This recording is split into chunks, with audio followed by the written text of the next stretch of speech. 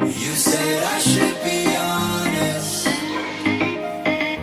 so I'm being honest.